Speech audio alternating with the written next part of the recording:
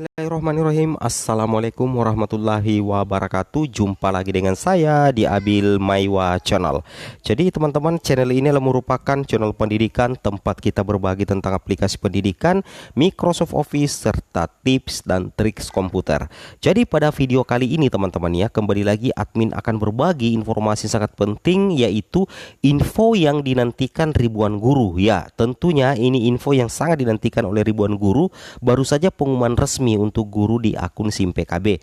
Jangan sia-siakan kesempatan ini. Tentunya teman-teman pada sudah tahu ya, bahwasanya ada pengumuman untuk guru honorer dan ASN non sertifikasi di akun SIM PKB, apalagi yang lolos seleksi berkas di PPG tahun 2022. Tentunya ini info yang sangat bermanfaat dan jangan sia-siakan kesempatan ini. Oke, tanpa berpanjang lebar lagi, kita langsung saja ke videonya. Jadi di sini teman-teman perlu pahami bahwasanya teman-teman sudah bisa mencetak kartu peserta ya. Kartu peserta apa? Tentunya kartu peserta untuk ikut pretest PPG. Wow, luar biasa ya. Jadi di sini teman-teman silakan login saja di akun SIM PKB teman-teman. Kemudian nantinya di bagian scroll paling bawah di program pendidikan profesi guru, di situ akan ada menu teman-teman ya. Di situ akan ada menu untuk apa ya? Untuk mencetak kartu peserta ujian pretest PPG atau seleksi akademik, seperti itu Bapak Ibu ya. Jadi kita coba lanjut lagi. Jadi ketika teman-teman sudah login ya, di sini akan muncul tampilan informasi seperti ini. Kepada yang terhormat, nama, kemudian ada apa namanya teman-teman ya, bidang studi ya, pendidikan guru sekolah dasar atau PGSD. Anda merupakan calon peserta seleksi akademi PPG dalam jabatan tahun 2022. Nah, seperti itu ya. Jadi informasi jadwal seleksi akademik tercantum pada kartu peserta masing-masing. Kartu peserta dapat dicetak mulai tanggal 6 April. Jadi mulai hari ini bisa dicetak melalui akun SIM PKB secara bertahap, seperti itu Bapak Ibu. Jadi ketika teman-teman mendapatkan informasi ketika login SIM PKB di website program PPG, maka ketika teman-teman terpanggil untuk ikut pretest, maka akan ada surat keterangan seperti ini teman-teman ya. Akan ada surat keterangan seperti ini. Kemudian kita coba lanjut sedikit teman-teman ya. Nah, di sini ada lagi informasi sedikit di sini, bahwa ketika di sini ketika teman-teman sudah login di akun SIM PKB di website program pendidikan profesi guru, di scroll paling bawah di sini ada menu biodata diri, di sampingnya ini ada unduh kartu ujian. Nah, di situ ada menu unduh kartu ujian teman-teman ya. Nah, jadi teman-teman langsung saja klik ya. Klik ini. Klik ini unduh kartu ujian. Nah, jadi itu penting sekali. Jangan sampai teman-teman tidak mendapatkan kartu ujian. Nah, kemudian kita lanjut lagi. Nah, ketika sudah diunduh maka bisa dibuka dalam bentuk file PDF ya.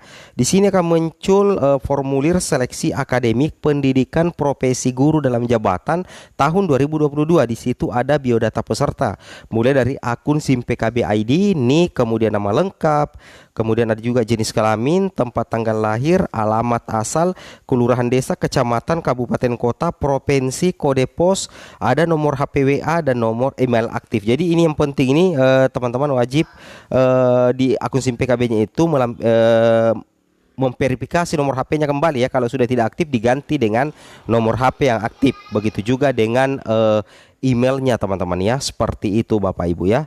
Kemudian kita lanjut lagi, seperti itu cara untuk mencetak kartu peserta ujian. Nah, di sini sedikit tambahan terkait dengan tata tertib peserta seleksi akademik calon mahasiswa PPG Daljab secara daring berbasis domisili. Jadi ada beberapa tata tertib yang harus teman-teman pahami ketika teman-teman sudah mencetak kartu peserta persiapan seleksi akademik. Nah, di sini kita bisa cek teman-teman ya. Jadi ada beberapa tata tertib, silahkan teman-teman perhatikan. Peserta itu harus sudah ya memasang aplikasi Save Exam Browser SEB dan file konfigurasi SEB ke dalam laptop.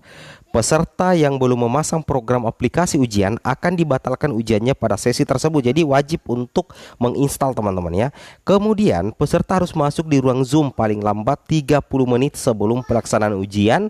Yang ketiga, peserta harus mengikuti ujian sesuai jadwal dan yang sudah ditentukan. Peserta harus berpakaian sopan teman-teman, tidak menggunakan kaos.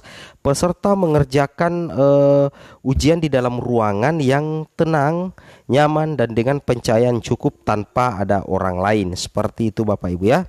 Kemudian kita lanjut lagi di sini untuk tata tertib 2 ya. Di sini ada 3 teman-teman ya. Jadi yang pertama kami bacakan, jarak peserta kurang lebih 2 meter dari kamera zoom di HP. Posisi HP berada di samping depan kanan atau kiri. Di atas meja hanya diperbolehkan ada laptop, botol, gelas air minuman transparan, obat-obatan pribadi bagi peserta yang sedang sakit, kertas kosong dan 1 alat tulis. Laptop bersih dari kabel lain kecuali kabel cas.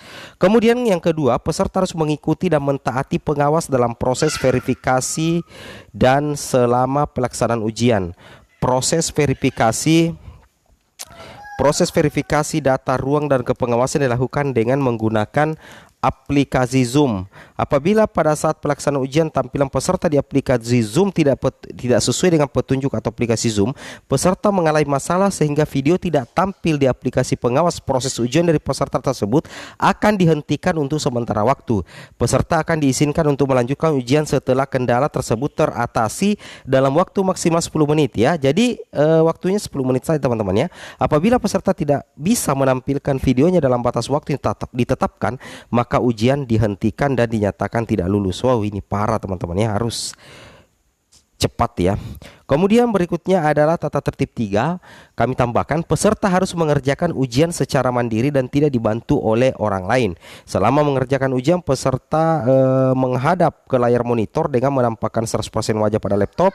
HP yang digunakan untuk Zoom di setting posisi hening.